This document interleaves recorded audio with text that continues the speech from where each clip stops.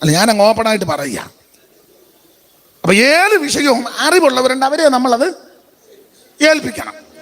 ഇപ്പൊ ഒരു വിവാഹ ശുശ്രൂഷ നടക്കുക, കർത്തൃദാസന്മാരൊക്കെ ഉള്ളത് കൊണ്ടാണ്. അധ്യക്ഷനായിട്ടിരിക്കുന്ന നന്നായിട്ട് ചെയ്യുന്നു, എനിക്ക് ഇഷ്ടപ്പെട്ടു, ദൈവം അനുഗ്രഹിക്കട്ടെ, നന്നായിട്ട് ചെയ്യുന്നു. ഇത് ചിലർക്ക് തല എന്നാ വാലെന്നാന്നറിയാം, ഇതൊട്ട് വിട്ടുകൊടുക്കുകയില്ല.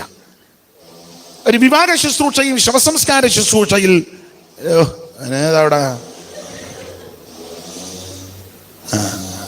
പോയിട്ട് മതി, നമുക്ക് ഇങ്ങോട്ട് വന്നാണ്.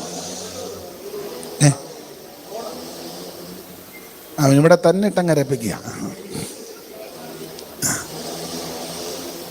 അപ്പൊ ശ്രദ്ധിക്കുക, ഏത് ശുശ്രൂഷയ്ക്കാണേലും അതിനെ തന്മയത്വമുള്ളവരെ കൊണ്ടത് ചെയ്യിപ്പിക്കണം. അത് നമ്മൾ വാശി പിടിച്ചിട്ടോ ബഹളം ഉണ്ടാക്കിയിട്ടൊന്നും യാതൊരു കാര്യവും അല്ല. സഭയിൽ പാടുന്ന സഹോദരി സഹോദരന്മാരുണ്ടെങ്കിൽ അത് കഴിവുള്ളവരെ ആക്കുക. ഏത് കാര്യത്തിനും അങ്ങനെ. ഇപ്പോൾ മാസയോഗത്തിന് സാക്ഷ്യം പ്രസ്താവിച്ച് 1-2 പേര് സഹോദരന്മാർ നന്നായിട്ടുണ്ട്. ഇത് പരിജ്ഞാനമില്ലാത്തവർക്കാ കൊടുക്കുന്നെങ്കിലോ ഇത് മുഴുവൻ കുളമാകും. ഈ കുളവാക്കാൻ തന്നെ വരുന്ന കുറേ കക്ഷികളുണ്ട്. അതല്ല, ശുശ്രൂഷ നല്ല ഓർഡറായിട്ട് നടക്കണം. അതാണ് ഞാൻ പറഞ്ഞത്, ഒരു വിവാഹ ശുശ്രൂഷയിലും ശവസംസ്കാര ശുശ്രൂഷയിൽ സംബന്ധിക്കുമ്പോൾ നാനാജാതി മനസ്ഥരാ വന്നുകൂടുന്നത്. അപ്പോൾ അവിടെ പരിജ്ഞാനവും പക്വതയും ശുശ്രൂഷയിൽ ഇരുത്തവും നല്ല വിധേയത്വം വന്ന ഒരാളെ അധ്യക്ഷനായിട്ടിരുത്തണം. ചിലപ്പോൾ ജനപ്രതിനിധികൾ വരും, അവരെ അഭിസംബോധന ചെയ്ത് ചിലപ്പം കാര്യങ്ങൾ ചെയ്യണം.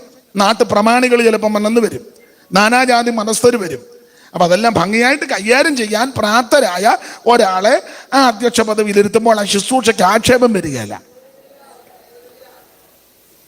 വിവാഹ ശുശ്രൂഷയും അങ്ങനെ. ഞാനൊരു വിവാഹ ശുശ്രൂഷയിൽ പങ്കുകൊണ്ടു. ആ ചെറുക്കന് 34 വയസ്സുണ്ട്, പെണ്ണിനും ഏതാണ്ട് 30 വയസ്സുണ്ട്. കല്യാണം നടത്താൻ വന്ന ഉപദേശിക്ക് 27 വയസ്സേ ഉള്ളൂ. ഞാനിതിനെതിരല്ല, അപ്പം ആ പ്രയോഗമാണ്. അപ്പോൾ ഇദ്ദേഹം എഴുന്നേറ്റ് പറഞ്ഞു, നമ്മുടെ വാത്സല്യ കുഞ്ഞുങ്ങളുടെ വിവാഹം. അവൻ 27 ഉള്ളൂ, കല്യാണം കഴിക്കുന്നതിന് 32. നമ്മുടെ വാത്സല്യ കുഞ്ഞുങ്ങൾ. അപ്പൊ കൂടെ എൻ്റെ മക്കളെ നിങ്ങളോട് ചില ഉപദേശം. ഇവൻ 27 ഉള്ളെന്ന് ഓർക്കണം. എന്നാൽ അത് ഒരു പ്രായമുള്ള കർത്തൃദാസൻ ആ പ്രയോഗം പറഞ്ഞിരുന്നെങ്കിൽ, അല്ലെ അദ്ദേഹം കല്യാണം നടത്തുന്നതിന് ഞാനെതിരല്ല, വേണേ പറയാ മാന്യ സഹോദര, മാന്യ സഹോദരി. ഞാനതിൻ്റെ ഒരു ഉദാഹരണം കുഴപ്പമുണ്ടോ? അല്ല, നിങ്ങളുടെ ഇരിപ്പം കണ്ടിട്ട് പുള്ളി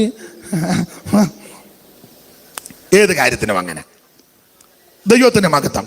അല്ല, അതിൻ്റെ ഭംഗിയായിട്ട് ചെയ്ത് വളരെ അനുഗ്രഹമാണ്. ആ ഭാഗമെല്ലാം വിടുക. അപ്പോൾ ദൈവസഭയ്ക്കകത്ത് 1-ാം അധ്യായത്തിൽ പക്ഷം പിടിക്കുന്നു, അത് പാടില്ല. നാം എല്ലാം ഒരപ്പത്തിൻ്റെ അംശികളാണ്. ഇതിനകത്ത് കക്ഷി പക്ഷ വർഗ വർണ്ണ വ്യത്യാസം കാണരുത്. അതാ വേട്ടമല പാടിയ പാട്ട്, അത് പഠിഞ്ഞപ്പോൾ ഇത്രയും പറഞ്ഞത്.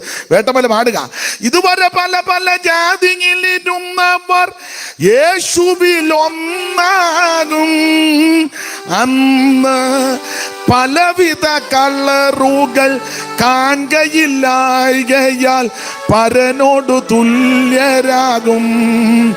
അന്ന് പലവിധ കളറുകൾ കാണുകയില്ലായ്കയാൽ പരനോടു തുല്യരാകും. അപ്പോൾ ദൈവസഭ ജാതിയിൽ നിന്നും ഗോത്രത്തിൽ നിന്നും ഭാഷകളിൽ നിന്നും വംശത്തിൽ നിന്നും എല്ലാ ഇടങ്ങളിൽ നിന്നും യേശു ക്രിസ്തുവിനെ രക്ഷിതാവായി സ്വീകരിച്ചവരുടെ കൂട്ടമാണ്. അതിനകത്ത് പക്ഷമോ കക്ഷിയോ വർഗമോ വർണ്ണമോ ഒന്നും തരംതിരിവ് പാടില്ല. അതാണ് 1-ാം അധ്യായത്തിലെ പാഠം. 2-ാം അധ്യായത്തിലെ പാഠം ഈ ഉപദേശം ഒന്നും കൈക്കൊള്ളുന്നില്ല. അതാ 2:14 ഒന്ന് വായിച്ച്. 2-ാം അധ്യായത്തിന്റെ 14. എന്നാൽ പ്രാകൃത മനുഷ്യൻ ഉപദേശം കൈക്കൊള്ളുന്നില്ല. അപ്പൊ പ്രാകൃതര് സഭയ്ക്കകത്തുണ്ട്.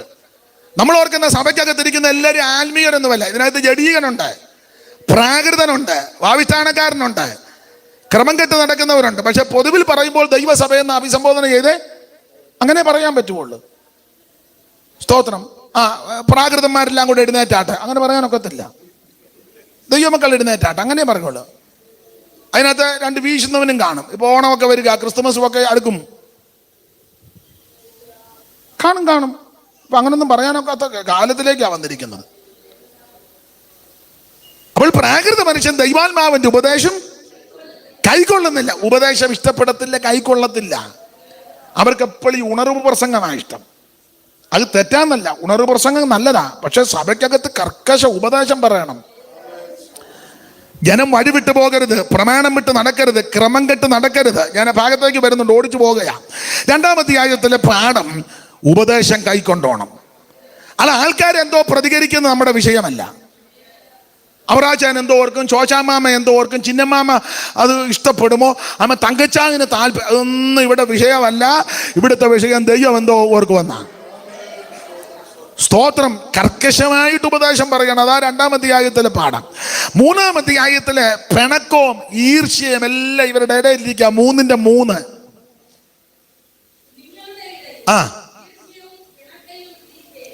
ഒന്നുകൂടെ വായിച്ചേ. നിങ്ങളുടെ ഇടയിൽ ഈർഷ്യയും പിണക്കവും ഇരിക്കെ. അപ്പൊ ഇവരുടെ ഇടയിൽ എന്തോ ഉണ്ട്? ഈർഷ്യ, പിണക്കവും. 3-ാം അധ്യായത്തിന്റെ 3 പറയാ നിങ്ങളുടെ ഇടയിൽ ഈർഷ്യയും പിണക്കവും ഇരിക്കുന്നെന്ന്. എന്നാ 1-ാം അധ്യായത്തിന്റെ 4 എന്തോ ഉണ്ടെന്നാ. 1-4 വായിച്ചേ. നിങ്ങൾക്ക് ക്രിസ്തുയേശുവിൽ നൽകപ്പെട്ട ദൈവകൃപ നിമിത്തം ഞാൻ എന്റെ ദൈവത്തിന് നിങ്ങളെ കുറിച്ച് എപ്പോഴും സ്തോത്രം ചെയ്യുന്നു. അടുത്ത വാക്യം. ക്രിസ്തുവിന്റെ സാക്ഷ്യം നിങ്ങളിൽ ഉറപ്പായിരിക്കുന്നത് പോലെ അവന് നിങ്ങളെ സകലത്തിലും വിശേഷാൽ, അയ്യോ വചനത്തിലൊക്കെ നല്ല തിട്ടമാ വചനത്തിൽ. വിശേഷാൽ വചനത്തിലും നല്ല പരിജ്ഞാനവുമാ.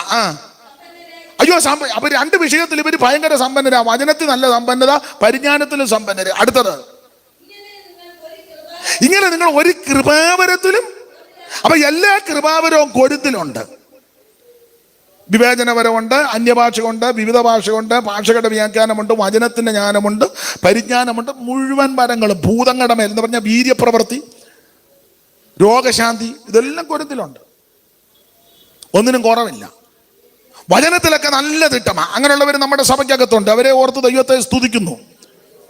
വേറെ പുസ്തകമൊക്കെ നന്നായിട്ട് അറിയാവുന്ന ദൈവമക്കളുണ്ട്. അങ്ങനെയുള്ളവർ ചിലർ ബൈബിൾ കൊണ്ടുവരിക പോലുമില്ല. കാരണം അവർക്ക് തിട്ടമായില്ല. എനിക്കവരെ ബഹുമാനമാണ്. കാരണം അത്രയ്ക്ക് തിട്ടമായത് ഇതിന് ആവശ്യമില്ലല്ലോ. വചനത്തിലൊക്കെ നല്ല പരിജ്ഞാനമാണ്. കൊണ്ടുവരത്തില്ല. ഇനി അഥവാ കൊണ്ടുവന്നാൽ തുറക്കത്തില്ല. തുറന്നാൽ പിന്നെ വായിക്കത്തില്ല. അവർ കുറ്റമല്ല, നല്ല തിട്ടമാണ്.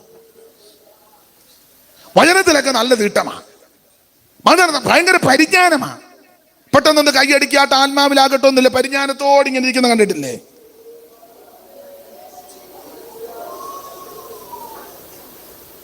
നമ്മൾ പറയാ കിടന്ന് കൈയടിച്ച് തുള്ളുന്ന അത് പരിജ്ഞാനം ഇല്ലാത്ത ആളാ.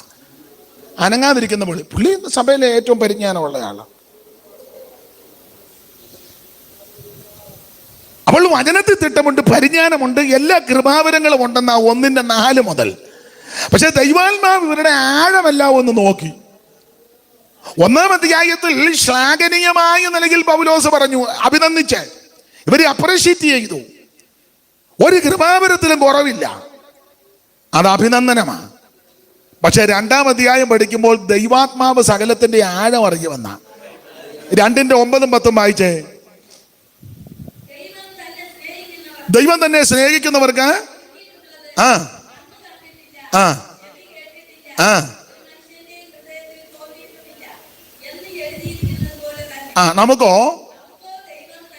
നമുക്കോ ദൈവം തന്നെ ആത്മാവിനാൽ വെളിപ്പെടുത്തിയിരിക്കുന്നു. ആത്മാവ് സകലത്തെയും ദൈവത്തിന്റെ ആഴങ്ങളെയും. അപ്പൊ 2-ാം അധ്യായത്തിൽ ആത്മാവ് ആഴം അറിയും, സകലത്തെയും. ശകലമല്ല, നിങ്ങൾക്ക് എന്നെ പറ്റി ശകലം വല്ലതും അറിയാം, പക്ഷെ സകലവും അറിയുന്നവൻ ദൈവമാണ്. നിങ്ങളെ പറ്റി എനിക്ക് ശകലം അറിയാം, പക്ഷെ സകലതും അറിയുന്നത് ദൈവമാണ്. വിശ്വാസികൾക്ക് ആർക്കും ഉപദേശിമാരെ പറ്റി എല്ലാം ഒന്നും അറിയുന്നില്ല. ശകലമൊക്കെ അറിയാം. ഞങ്ങളുടെ പാസ്റ്റർ കുഴപ്പമില്ല, പക്ഷെ ഞങ്ങളെ നല്ലതുപോലെ അറിയുന്നവൻ ദൈവമാണ്. നിങ്ങളെ പറ്റി ഞങ്ങൾക്ക് ശകലമൊക്കെ അറിയാം. ഈ ഓളി വന്ന് മേപ്പോട്ടിങ്ങും പോയിട്ട് ചാടുകയും ഗ്ലോറി വിറ്ററി ഒരു കുടച്ചിലും ഒക്കെ കുടയുമ്പോൾ ശകലം ഞങ്ങൾക്ക് അറിയാം. പക്ഷെ നിങ്ങളെപ്പറ്റി നന്നായിട്ട് അറിയുന്നവൻ ദൈവമാണ്. 1-ാം അധ്യായത്തിൽ പൗലോസ് ശ്ലാഘനീയമായ നിലയിൽ പറഞ്ഞു, ഒരു കൃപാവരത്തിൽ നിങ്ങൾ കുറവില്ല. നല്ല സഭയാ, നമ്പർ 1 സഭയാ കൊരിന്ത് സഭ. അനുഗ്രഹിക്കപ്പെട്ട സഭയാ. പക്ഷെ രണ്ടാമധ്യായത്തിൽ ദൈവാത്മാവ് ഇവരുടെ ആഴമെല്ലാം കൊണ്ടൊന്ന് പരിശോധിച്ചു. ആത്മാവ് സകലത്തെയും ദൈവത്തിന്റെ ആഴങ്ങൾ ആരാഞ്ഞു. ഈ ആഴം ആരാഞ്ഞ ആത്മാവ് 3 പറയാ, നിങ്ങളുടെ ഇടയിൽ ഈർഷ്യയും പിണക്കവും ഉണ്ടെന്ന്. 1-ാം അധ്യായത്തിൽ മുഴുവൻ മറുഭാഷയായിരുന്നു, നിങ്ങളുടെ മറുഭാഷ. 3-ാം അധ്യായത്തിൽ പറഞ്ഞു മറുഭാഷയൊക്കെ ഉണ്ട്, പക്ഷെ നിങ്ങളുടെ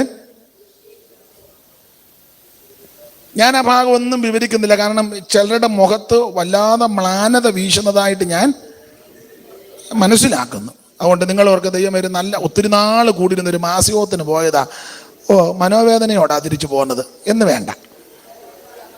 നമുക്ക് സന്തോഷത്തോടെ പിരിയാം. ദൈവത്തിന് മഹത്വം. തന്നെയല്ല, അടുത്ത മാസികത്തിന് വരാതെ ഇരിക്കരുത്. നിങ്ങൾ വേണേൽ ചോദിക്കും, പുള്ളിയെ വിളിക്കുന്നുണ്ടോ ഇനി അടുത്ത മാസികത്തിന്? ഉണ്ട്. എന്നാൽ ഞങ്ങൾ ആരും ഇനി അങ്ങനെയും വേണ്ട, അടുത്തതിനൊന്നും എന്നെ വിളിക്കണ്ട. സ്തോത്രം. അപ്പൊ ശ്രദ്ധിക്കുക, 2-ാം അധ്യായത്തിൽ ആഴം പറഞ്ഞ ആത്മാവ് 3-ാം അധ്യായത്തിൽ പറഞ്ഞു നിങ്ങളുടെ ഇടയിൽ ഈർഷ്യയും പിണക്കോ ഇരിക്കുന്നു. ആ ഈർഷ്യയും പിണക്കോ ഇരിക്കുന്നത് കൊണ്ട് 4-ാം അധ്യായത്തിൽ കണ്ടമാനം ചീർക്കുന്നു. ചുമ്മാ ഇരുന്ന് അങ്ങ് ചീർക്കുകയും വീർക്കുകയും ചെയ്യുക. ഞാൻ നിങ്ങളുടെ അടുക്ക വരികയെന്ന് ഓർത്ത് നിങ്ങൾ ചിലര് ചീർത്തിരിക്കുന്നുണ്ട്. അങ്ങനല്ലയോ? 4-ാം അധ്യായത്തിന്റെ 18-ാം വാക്യം വായിച്ചേ.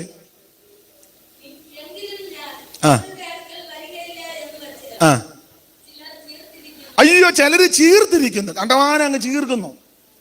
ഇവർക്ക് അങ്ങ് തോന്നുക ഏതാണ്ടൊക്കെ ആയെന്ന്. ഈ ചിലര് കൈ കൊടുക്കുകയല്ലോ. നമ്മളിനി അങ്ങോട്ട് ചെന്നാലും ആ കൈ തരുന്നതൊക്കെ ഇങ്ങനെ 2 വിരൽ കൊണ്ട് ഇങ്ങനെ എന്ന് പറഞ്ഞാൽ എൻ്റെ കൈയെല്ലാം പഴുത്തിരിക്കുകയല്ലേ. ചീർക്കുന്നുണ്ടാ.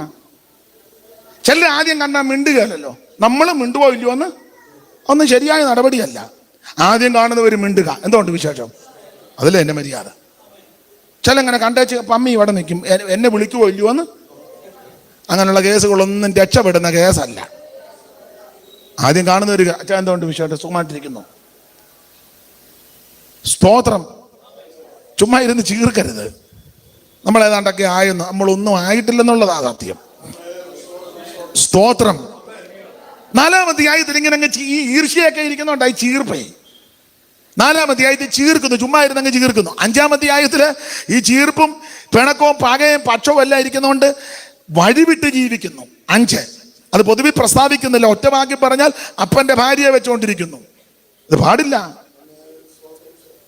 അതുകൊണ്ട് എന്തോ സംഭവിച്ചു, 6-ാം അധ്യായത്തിൽ സഭയ്ക്കകത്ത് പ്രശ്നം വന്നപ്പോൾ വ്യവഹാരത്തിന് കോടതി തേടി പോകുന്നു.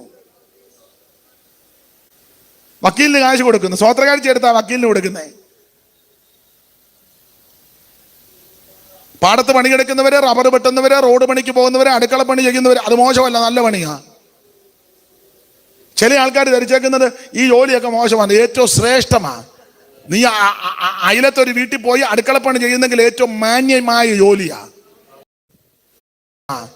നീ അയലത്തൊരു വീട്ടിൽ പോയി അടുക്കളപ്പണി ചെയ്യുന്നെങ്കിൽ ഏറ്റവും മാന്യമായ ജോലിയാ.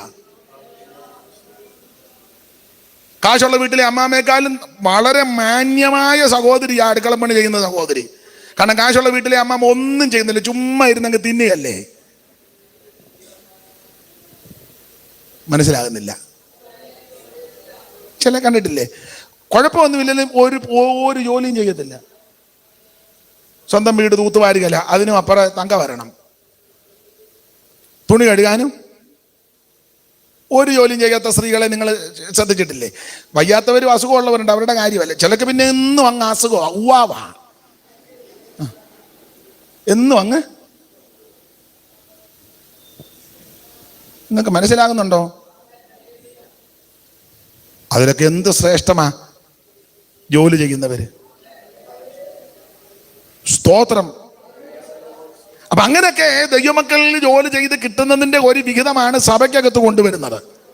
അതെടുത്ത് വ്യവഹാരത്തിന് കോടതിയും കേസുമായിട്ട് നടക്കരുതെന്നാ പറഞ്ഞതിന്റെ വേറൊരു ആശയം. ദൈവമക്കൾ തരുന്ന കാശും ഇപ്പൊ അമേരിക്ക നാന്തിനും പേർഷ്യ നാന്തിനും ചുമ്മാ ഒന്നും കാശ് കിട്ടത്തില്ല. അവർ കഷ്ടപ്പെട്ട്, വളരെ ബന്ധപ്പെട്ട് കഷ്ടപ്പെട്ട് കിട്ടുന്നതിൻ്റെ അതുങ്ങൾ ഉറങ്ങുന്നുണ്ടോ എന്ന് പോലും സംശയമാണ്. ഭാര്യയും ഭർത്താവും കൂടെ, ഭർത്താവ് കാറെല്ലാം കൊണ്ട് ഇറങ്ങിയപ്പോൾ ഭാര്യ നൈറ്റ് ഡ്യൂട്ടി കഴിഞ്ഞ് ഹായ് പോയി, ഇതേ ഉള്ളൂ. പിന്നെ എല്ലാം മൊബൈലിൽ കൂടാ എല്ലാം അങ്ങോട്ട്. എന്തുകൊണ്ട് വിശേഷം ഭർത്താവ് ഭാര്യയോട്. പിന്നെ ഭാര്യ ഒന്നുമില്ല വിശേഷം. എപ്പോൾ പോകും അടുത്ത ഡ്യൂട്ടിക്ക്? അങ്ങനെയൊക്കെ കഷ്ടപ്പെട്ട് വളരെ ബന്ധപ്പെട്ട് ചിലർ അവരുടെ കുഞ്ഞുങ്ങളെ പോലും ശ്രദ്ധിക്കാൻ പറ്റുന്നില്ല. അതുകൊണ്ട് കുഴപ്പടികളുമുണ്ട്. എന്നാൽ അങ്ങനെയൊക്കെ കഷ്ടപ്പെട്ട ദൈവദാസന്മാരാകുന്ന ഞങ്ങളും സഭയുടെ ചുമതലപ്പെട്ടവരൊക്കെ ചെല്ലുമ്പോൾ അതിൽ നിന്നൊരു വിഹിതമായി തരുന്നത്, അത് മേടിച്ച് ഇവിടെ കൊണ്ടുവന്ന് കേസും കോടതിയും അടിപിടി അനാവശ്യത്തിന് ആക്കുകയാണെങ്കിൽ സൂക്ഷം അടി മേടിച്ച് കിട്ടും. ആട്ടെ, ഞാനത് വിവരിക്കുന്നില്ല. 6-ാം അധ്യായം. നിങ്ങൾക്ക് വ്യവഹാരം ഉണ്ടാക്കുമ്പോൾ നിങ്ങൾ എന്തിനാ പുറത്തെ ആൾക്കാരോട് പോയി പറയുന്നേ? നമ്മൾ ദൂതന്മാരെ വിധിക്കേണ്ടവരല്ലേ? ഈ ലോകത്തെ വിധിക്കേണ്ടവരല്ലേ? 1000 ആണ്ട് ഭരണത്തിൽ നമ്മൾ ഓരോ പ്രഭുക്കന്മാരായിട്ട് ഇവിടെ ഭരിക്കേണ്ടതല്ലേ? 5 വിശ്വാസിയെയും 5 കുടുംബത്തെയും ഭരിക്കാത്ത നീ ആന്നോ ഒരു ഏരിയ മൊത്തം 1000 ആണ്ട് വായിച്ചേ? സ്വന്തം ഭാര്യയെ ഭരിക്കാൻ കഴിയാത്ത ആളാന്നോ പഞ്ചായത്ത് ഭരിക്കാൻ നടക്കുന്നേ? മിണ്ടുന്നില്ലല്ലോ. വിശ്വാസത്താ രാജ്യമടക്കുന്ന പണ്ട് മല്ലപ്പള്ളിയിലെ പൊടുക്കുഞ്ഞപ്പച്ചനാന്ന് വന്ന് പ്രസംഗം പറഞ്ഞു, എടാ ഭാര്യ അടക്കാൻ മേലാത്തവനാന്നോ രാജ്യത്തെ അടക്കാൻ നടക്കുന്നേ? വീടടക്കാൻ പറ്റുന്നില്ലല്ലോ. 2 പിള്ളേരും ഭാര്യ അപ്പനും അമ്മയും, അതുങ്ങളെ ഒന്ന് നിയന്ത്രിക്കാൻ പറ്റാത്തവര് എങ്ങനെ രാജ്യം അടക്കുന്നത്? ഞങ്ങൾ തിരുവനന്തപുരത്ത് പിടിച്ചടക്കുന്നു. ആദ്യം നീ നിന്റെ കുടുംബം പിടിച്ചൊന്ന് നടക്ക്, എന്നിട്ട് പിന്നെ തിരുവനന്തപുരം അല്ല ഞങ്ങൾ പുത്തരിങ്കണ്ടം മൈതാനത്ത് ചെന്ന് റൗണ്ട് വെച്ച് പ്രാർത്ഥിച്ചു. രാത്രി 2:30. ആരും കാണാഞ്ഞത് ഭാഗ്യം. വീടടക്കാൻ പോലും ഒക്കുന്നില്ല. മിണ്ടുന്നില്ലല്ലോ ആരും. ഞാൻ പെട്ടെന്ന് പൊക്കാളാ ചില കാര്യം കൂടെ പറഞ്ഞു വെച്ച്, നിങ്ങൾ ഭാരപ്പെടുവൊന്നും വേണ്ട. അപ്പൊ ഇവിടെ 6-ാം അധ്യായത്തിൽ വ്യവഹാരം, കേസ്, കോടതി, വഴക്ക് അത് പാടില്ല. എന്നാൽ നമുക്കെതിരെ കേസ് കൊടുക്കുന്നവർ കാണും. അപ്പൊ കോടതി വിളിച്ചാൽ പോകണം. നിയമത്തിന് നമ്മൾ വിധേയപ്പെട്ടവരാ. നമ്മളായിട്ട് കേസിനും കോടതിക്കും പോകരുത്. ഇപ്പൊ നമ്മുടെ സഭയ്ക്കെതിരെ, നമുക്കെതിരെ ഇതര മതസ്ഥൻ, അക്രൈസ്തവൻ അല്ലെ നിരീശ്വരവാദി മറ്റൊരുത്തൻ കേസ് കൊടുത്താൽ ബഹുമാനപ്പെട്ട കോടതി നമ്മളെ വിളിച്ചാൽ നമ്മൾ പോണം. സത്യസന്ധത നമ്മൾ വെളിപ്പെടുത്തണം. വിധിക്കുന്നതൊക്കെ ദൈവം വിധിക്കട്ടെ. നമ്മളായിട്ടൊരു കേസും കൊണ്ട് പോകരുത്. നമ്മുടെ വ്യവഹാരം മുഴുവൻ നടത്തി തരുന്നവൻ സ്വർഗത്തിൽ ദൈവമാണ്. Praise the Lord. 6-ാം അധ്യായത്തിലെ വിഷയം. 7-ാം അധ്യായത്തിൽ കുടുംബ പ്രശ്നം. കുടുംബത്തിനകത്തങ്ങ് പ്രശ്നമാണ്. ഭാര്യയും ഭർത്താവും മക്കളും അപ്പനും അമ്മയും മാതാപിതാക്കളും എല്ലാം പ്രശ്നങ്ങൾ. വിവരിക്കുന്നില്ല, അതിന് പരിഹാരം വരുത്തണം. 8-ാം അധ്യായത്തിൽ വിഗ്രഹ സേവയോടുള്ള ബന്ധത്തിലാണ്. സ്തോത്രം. 9-ാം അധ്യായത്തിൽ പൗലോസിന്റെ അപ്പോസ്തലത്വത്തെ ചോദ്യം ചെയ്യുന്നു. പൗലോസ് ആരാ? പൗലോസ് യേശുവിനെ കണ്ടിട്ടുണ്ടോ? പൗലോസിനെ ആരാ അപ്പോസ്തലനാക്കിയത്? ഓർഡിനേഷൻ കിട്ടിയിട്ടുണ്ടോ? ആരാ കൈവച്ചത്? എവിടെ വെച്ചാ കൈവച്ച്? ചുമ്മാ ഇരുന്ന് ചപ്പളാത്തി അടിയാ. യവൻ പ്രാർത്ഥിച്ച ഒരു പരു പോലും മാറത്തുമില്ല. ഒരു പനി പോലും ഇന്ന് വരെ. പൗലോസിന്റെ ദേഹത്ത് ഉത്തരീയ റൂമാനും കൊണ്ടിട്ട് അത് രോഗിക്ക് സൗഖ്യമാണ്. ആ പൗലോസിനെതിരെ കയറി കൊമ്പ് കൊടുക്കുക. ആരാണ് ഇങ്ങനെ ശുശ്രൂഷിക്കാൻ ഇടയാക്കിയത്? ആരാ കൈവച്ചത്? എവിടെ വെച്ചാ കൈവപ്പ്? കൈവപ്പ് കിട്ടിയവനെല്ലാം ഒരു തോത്രം പോലും പറയാതെ മൂലെ പമ്മിയിരിക്കുക. സ്തോത്രം. പൗലോസിന്റെ അപ്പോസ്തലത്വത്തെ ചോദ്യം ചെയ്യുന്നു 9-ാം അധ്യായത്തിൽ. നമ്മൾ 10-ാം അധ്യായത്തിന്റെ 12 വായിച്ച 10-ാം അധ്യായത്തിലേക്ക് വരാം. 10-ാം അധ്യായത്തിലെ പ്രധാനപ്പെട്ട വിഷയം ഒരു ബുദ്ധി ഉപദേശം നമുക്ക് തരിക. അവിടെ പൗലോസ് കൊടുത്തിരിക്കുന്ന പ്രധാനപ്പെട്ട ഒരു പ്രയോഗം, ലോകാവസാനം വന്നെത്തിയിരിക്കുന്ന നമുക്ക് ബുദ്ധി ഉപദേശമാണ്. 11-ാം വാക്യം. 11.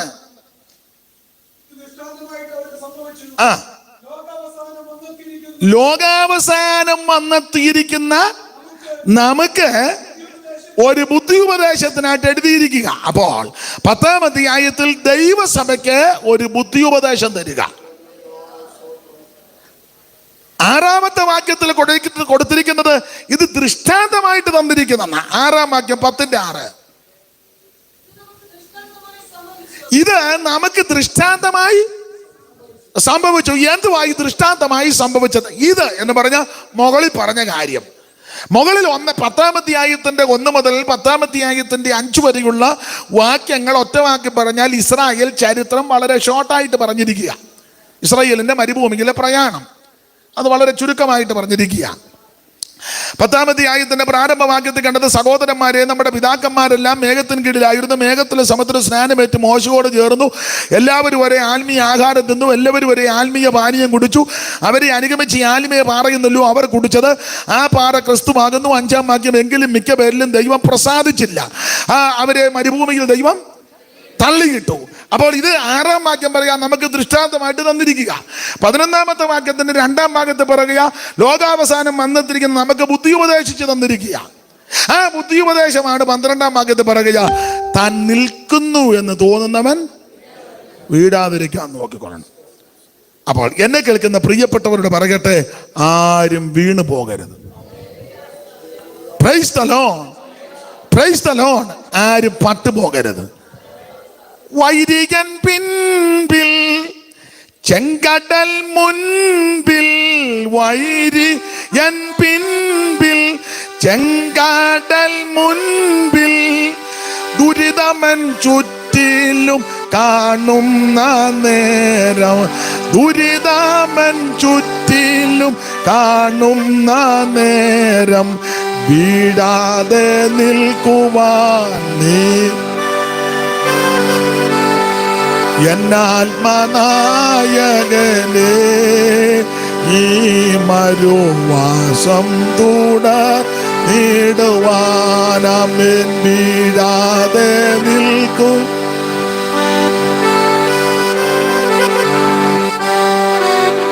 നായകനേ. ഈ മരുവാസം അപ്പൊ ശ്രദ്ധിക്കുക, ആരും വീണു പോകരുത്, ആരും പട്ടുപോകരുത്. ഇവിടെ 12-ാമത്തെ വാക്യത്തിൽ പറയുകയാണ്, അവൻ ആകയാ താൻ നിൽക്കുന്നു എന്ന് തോന്നുന്നവൻ. ഇവിടെ വീഴാതിരിക്കാൻ നോക്കിക്കൊള്ളണം. എന്തൊക്കെയാ നോക്കേണ്ടത്? അവിടെ ഈ വീഴാനുള്ള ഒരു 5-6 കൂട്ടം കാര്യമുണ്ട്. അത് എല്ലാം ഒന്നും ഇന്ന് പറയാൻ താല്പര്യപ്പെടുന്നില്ല. അതിന് പല കാര്യമാവുന്നു, സമയത്തെ ഭയപ്പെടുന്നു. 2 ഇത്രയും പറഞ്ഞപ്പോൾ തന്നെ ചിലരുടെ മുഖത്തിനൊരു വ്യത്യാസം, അതുകൊണ്ട് എല്ലാം ഒന്നും പറയുന്നില്ല. തന്നെയല്ല, കൃത്യം 1 മണിക്ക് മാസയോഗം നിർത്തണം. എനിക്കും നിങ്ങളെക്കാൾ തിടുക്കമുണ്ട്. 1 മണി കഴിഞ്ഞാൽ നിങ്ങൾ ചിലപ്പോൾ ഇരുന്ന് കേൾക്കുമെങ്കിലും ഉള്ളിൽ പ്രാഗം, അയാൾക്ക് ഇത്രയും സമയം എടുക്കേണ്ട ഒരു കാര്യമൊന്നും ഉള്ളതല്ല. ഞങ്ങൾക്ക് എവിടെല്ലാം പോകേണ്ടത്, അയാൾക്ക് കാറുണ്ട്, പറഞ്ഞ അയാൾക്ക് കാറെ കയറി പോയാൽ മതി, ഞങ്ങൾക്ക് ബസ് കിട്ടി വേണം പോകാൻ. അതൊക്കെ നിങ്ങൾ അത് ന്യായമായ ചിന്തയാണ്, അത് തെറ്റൊന്നുമല്ല. അപ്പം അതുകൊണ്ട് 1 മണിക്കപ്പുറം പോകത്തില്ല. അതുകൊണ്ട് എല്ലാ കാര്യങ്ങളും പറയാൻ താല്പര്യപ്പെടുന്നില്ല. വീഴാനുള്ള കാരണങ്ങൾ അവിടെ പല കാരണങ്ങളാണ്. അതിലൊന്ന് ദുർമോഹം, 2 ആവശ്യമില്ലാത്ത കളികൾ, സഭയ്ക്കകത്ത് ആവശ്യമില്ലാത്ത കളി. അത് തമിഴിൽ കൊടുത്തേക്കുന്ന വിളയാടുന്നെന്നാണ്. തമിഴിൽ അങ്ങനെ വിളയാടുന്നെന്നാണ്. തമിഴ് ബൈബിൾ ആരുടെയും കയ്യിലുണ്ടോ? ഇല്ല. തമിഴ് ബൈബിള് ആണ്ട പുറകിലുണ്ട്. അതാ വായിക്കണേ, ഞാൻ പറയുമ്പോൾ വായിച്ചു തരണം. വിളയാടുന്നെന്നാണ് എഴുതിയേക്കുന്നത്. സ്തോത്രം. ഒരു കാര്യം ചെയ്യാം മോനെ, ഒരാളാണ്ട് ഈ കസാരി എടുത്ത് ആ ഫ്രണ്ടിലോട്ട് ഇട്ടേ, സഹോദരിമാർ. എന്നിട്ട് സഹോദരി ഫ്രണ്ടിലോട്ട് വന്ന് എനിക്ക് ആ വാക്യം ഒന്ന് വായിച്ച് കേൾപ്പിക്കണം. അതിനാ ഈ ഫ്രണ്ടിൽ കിടക്കുന്ന കസാര സഹോദരിമാരുടെ ഭാഗത്തോട്ട് ഇട്ട് കൊടുക്കണം. എന്നിട്ട് തമിഴ് ബൈബിളുള്ള സഹോദരി അങ്ങോട്ട് വന്നിരിക്കണമെന്ന്. അയ്യോടി, വാ, ഓടി വാ. അയ്യോ എന്തുവാ? വന്നിരുന്നു. ഞാൻ വേറൊരു കാര്യം പറഞ്ഞിട്ട് ഞാൻ വായിപ്പിക്കാം. വന്നിരുന്നു.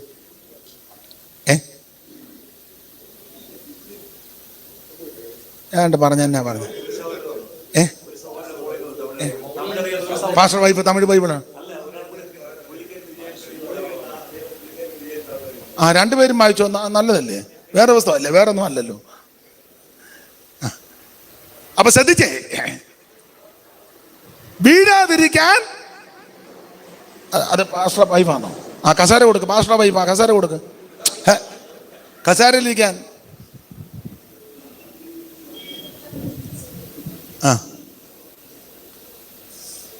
അപ്പൊ ശ്രദ്ധിച്ചേ, വീഴാതിരിപ്പാൻ നോക്കിക്കൊള്ളട്ടെ. അപ്പൊ ഇത് നോക്കിക്കൊള്ളണം. ഇവര് വീഴാനുള്ള കാരണം 1 ദുർമോഹം. 2, സഭയ്ക്കകത്ത് മുഴുവൻ കളി അല്ലെ വിളയാടുക. 3, പരസംഗം. 4, ദൈവത്തെ പരീക്ഷിക്കുന്നു. 5, പിറുപിറുപ്പ്. അപ്പൊ ഇത് 5ഉം പറയാൻ ഇന്ന് ഒക്കത്തില്ല. ഒരു 2 കാര്യം കമ്പിവാചകം പോലെ പറയാനാ ഞാൻ ചിന്തിക്കുന്നത്. സ്തോത്രം. വീഴാതിരിപ്പാൻ നോക്കിക്കൊള്ളണം. വീഴാനുള്ള കാരണം, വീണ ഒത്തിരി പേരുണ്ട്. ആ ഭാഗത്തേക്കൊന്നും പോകാൻ നേരമില്ല. ഉൽപ്പത്തി 1 തന്നെ വീണല്ലോ, 3 തന്നെ വീണല്ലോ. വിലക്കപ്പെട്ട കനി ഭക്ഷിച്ചു, വീണു. അതിനു മുമ്പ് ദൂതന്മാര് വീണല്ലോ, നമുക്ക് ദൃഷ്ടാന്തമാണ്. ഉൽപ്പത്തി 3 തന്നെ ആ കാവൽ നിർത്തിയ ദൂതന്മാർ അവരും വീണെന്നാ പറയുന്നത്. വേറെ പഠിതാക്കൾ ചെല്ലു പറയുന്ന കക്ഷികളാ ഉൽപ്പത്തി 6 ആയിട്ട് ബന്ധപ്പെടുത്തി. അതൊക്കെ വിവാദ വിഷയം, അതുകൊണ്ട് പോകുന്നില്ല. അവര് വീണു, അവരെ പിടിച്ച് ബന്ധിച്ച് അന്ധകാരത്തിന് ഞങ്ങളിട്ട് ബന്ധിച്ചെന്നും ആ വീണ സ്ഥലം എടുത്ത് മറിച്ചെന്നും അതിൽ ഒഴുകിക്കൊണ്ടിരുന്ന നദി 2 അടിയിൽ കൂടി ഇപ്പോൾ ഒഴുകുന്നെന്നും 2 മേളിൽ കൂടി ഒഴുകുന്നെന്നും ഏദൻ തോട്ടത്തെ കീഴ്മേൽ മറിച്ചെന്നും ഇതൊക്കെ വീണ തന്നെ ദൃഷ്ടാന്തമാണ്. സ്തോത്രം. കണ്ണിൽ മഷിയെല്ലാം എഴുതി മുടിയെല്ലാം ചീകി മിനുക്കി അമ്മാമ്മ ബ്യൂട്ടി പാർലറിൽ പോയിച്ച് കിളിവാതിൽ കൂടെ നോക്കി. അറിയാവല്ലോ, 70 വയസ്സുള്ള തള്ളയാ. അവർക്ക് ഈ പ്രായത്തിൽ ബ്യൂട്ടി പാർലറിൽ പോകേണ്ട ഒരു കാര്യവും ഉള്ളതല്ല. അവരും കൊച്ചു കളിച്ച് നടക്കുക. കൊച്ചുമക്കൾ 5 എണ്ണം. സഭയിലെങ്ങനെ വല്യമ്മച്ചി ഉണ്ടായിരുന്നേടാ, വല്യമ്മച്ചി ഇവിടെ വെച്ചാന്നാ വിളിക്കുന്നത്. തലയെല്ലാം അമ്മാമ്മ ചീകി മിനുക്കി കണ്ണുമൊക്കെ എഴുതി കവളത്തൊരു മറുകുമൊക്കെ ഇട്ട് ലിപ്സ്റ്റിക്കുമൊക്കെ ഇട്ട് നെയിൽ പോളിഷും എല്ലാം അടിച്ച് അമ്മാമ്മ. അന്നേരം ചോദിച്ചു, ആരുണ്ടടാന്ന് ചോദിച്ചു. 2 ഷണ്ണന്മാര്. അമ്മാമ്മയുടെ ആഫീസ് പൂട്ടി. അമ്മാമ്മ ചില്ലറക്കാരി അമ്മാമ്മയല്ല, അഭിഷേകത്തിനെതിരെ തന്ത്രം ഉണ്ടാക്കിയ അമ്മാമ്മയാ. ദൈവദാസന്മാർക്കും ദൈവമക്കൾക്കും എതിരെ അവൻ കരുക്കളൊരുക്കിയ സ്ത്രീയെ തെള്ളി താഴോട്ടം കിട്ടു. Praise the Lord. അപ്പൊ വീണവരുടെ എത്രയോ ചരിത്രങ്ങളാ. ആ ഭാഗത്തേക്ക് ഒന്നും ഇപ്പൊ പോകുന്നില്ല. അവൾ വീഴാതിരിക്കാൻ നോക്കിക്കൊള്ളണം. വീഴാനുള്ള കാരണം, അതിൽ 1ാമത്തെ കാരണം ദുർമോഹം. ഞാൻ ദൈവദാസന്മാരോടും ദൈവമക്കളോടും കൂടെ കർക്കശമായിട്ട് പറയാം, ആവശ്യമില്ലാത്ത ദുർമോഹമൊന്നും നമ്മളെ കയറി പിടിക്കരുത്. മോഹങ്ങൾ ജനിക്കുമാറ് ജഡത്തിനായി ചിന്തിക്കരുത്. ആവശ്യമില്ലാത്ത ഒരു ദുർമോഹവും പാടില്ല. ക്രിസ്തുവിന്റെ പരിജ്ഞാനത്തിന് വിരോധമായി പൊങ്ങി വരുന്ന ഉയർച്ചകളെയും വിചാരങ്ങളെയും എല്ലാം പിടിച്ചടക്കണം. അതിനെന്നെ പോംവഴി സ്വയശക്തി കൊണ്ടൊക്കത്തില്ല എന്ന് പറഞ്ഞ കായബലം കൊണ്ടൊക്കത്തില്ല, പൊളിറ്റിക്കൽ ബലം കൊണ്ടൊക്കത്തില്ല, സാമുദായിക ബലം കൊണ്ടൊക്കത്തില്ല, നിന്റെ കുടുംബബലം കൊണ്ടൊക്കത്തില്ല. പിന്നെ ഒക്കുന്നത് ആത്മബലത്താലാ. ഈ മാസയോഗത്തിൽ സംബന്ധിക്കുന്ന ദൈവമക്കൾ ആത്മശക്തി ഏറ്റെടുക്കണം. പരിശുദ്ധാത്മാവിന്റെ ശക്തിയിലല്ലാതെ, പരിശുദ്ധാത്മാവിന്റെ ബലത്താലല്ലാതെ, പരിശുദ്ധാത്മാവിന്റെ വ്യാപാരത്താലല്ലാതെ ഇതിനെ ജയിക്കാൻ ഒക്കത്തില്ല. കുഞ്ഞുങ്ങളെല്ലാം ആത്മാവിൽ ബലപ്പെടണം. യൗവനക്കാരെല്ലാം ആത്മാവിൽ ബലപ്പെടണം. പ്രായമുള്ളവരെല്ലാം ആത്മാവിൽ ബലപ്പെടണം. കൂടപ്പെട്ട ദൈവമക്കൾ ആത്മാവിൽ ബലപ്പെടണം. ഓ ദൈവത്തിന് മഹത്വം, ദൈവത്തിന് മഹത്വം. സ്വയശക്തി കൊണ്ടൊക്കത്തില്ല, സ്വയശക്തി കൊണ്ടൊക്കത്തില്ല, ആത്മശക്തി കൊണ്ട് പരിശുദ്ധാത്മാവിന്റെ ശക്തിയാലല്ലാതെ, ആത്മബലത്താലല്ലാതെ ഇതിനെ ജയിച്ചെടുക്കാൻ ഒക്കത്തില്ല. ഹല്ലേലൂയ. ഞാൻ ഒരു കാര്യം ദൈവസഭയോടും ദൈവമക്കളോടും പറയാ, സഭയ്ക്കകത്തുള്ള സകല എണ്ണവും ആത്മാവിൽ ആരാധിക്കണം എന്ന് പറഞ്ഞാൽ അഭിഷേകം പ്രാപിക്കണം. ഈ അഭിഷേകം പ്രാപിക്കാത്തവനെ സെക്രട്ടറി ആക്കരുത്, ഓടാന്ന് പറയാൻ ഇറങ്ങി പുക്കട്ടറി. അഭിഷേകം പ്രാപിക്കാൽ ആരാധിക്കത്തുമില്ല. ഇവൻ 2 പേനായി 3 ബുക്കുമായിട്ട് ഞായറാഴ്ച കിളുന്തോ കിളുന്തോ കിളുന്തോ എന്ന് പറഞ്ഞ് കയറി വരും. സഭയിലെ സെക്രട്ടറി ഉണ്ടെങ്കിൽ അഭിഷേകം പ്രാപിച്ചിരിക്കണം. ട്രഷാർ നീ ഉമ്മാര് തുരുത്തുരുത്തി തന്നെ എണ്ണരുത്, അഭിഷേകം പ്രാപിച്ചതിനെ കാജെ തൊടാവുള്ളൂ. ചുമ്മാ ഗുണ്ട എല്ലാം കൂടെ വന്ന് ഗുണ്ട ഗുണ്ട അവൻ ആ പാസ്റ്റർക്ക് ശമ്പളം കൊടുക്കുക. പാസ്റ്റർമാർ എല്ലാവരുടെയും കാര്യമല്ല, 1-ാം തീയതി പോയി ഓച്ചാനിച്ച് ആ പാസ്റ്റർ ഇന്നൊക്കത്തില്ല, പാസ്റ്റർ അടുത്ത ആഴ്ച ഒന്ന് വാ. നിന്റെ പെമ്പിളയുടെ കുടുംബസ്വത്താണോ ഇത്? ഞാൻ ചോദിക്കുന്നത്, നിങ്ങൾ ചോദിച്ച പ്രശ്നമാണ് ഇതൊക്കെ. പറയാനും ചോദിക്കാനും എന്നെ ഈ പരുവത്തിന് മേളിൽ നിന്ന് ഇങ്ങനെ നിങ്ങളാരും ചോദിക്കരുത്. ഇമ്മ ഉള്ള കഞ്ഞിക്കകത്ത് പാറ്റ ഒന്ന് വിടരുത്. നിങ്ങൾ എൻ്റെ പരുവത്തിനിരുന്ന് വല്ലപ്പോഴും എന്നെ ഒന്ന് വിളിച്ചാൽ മതി. എൻ്റെ പരുവത്തിന് ഞാൻ കൈകാര്യം ചെയ്തു തരാം. സകല എണ്ണവും അഭിഷേകം പ്രാപിക്കണം.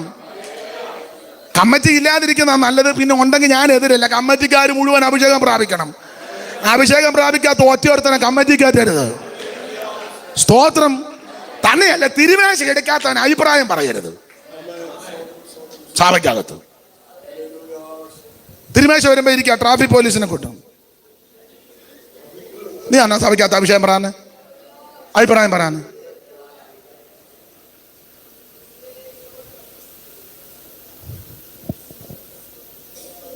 മാസം കഴിഞ്ഞേ പോകാവൂ.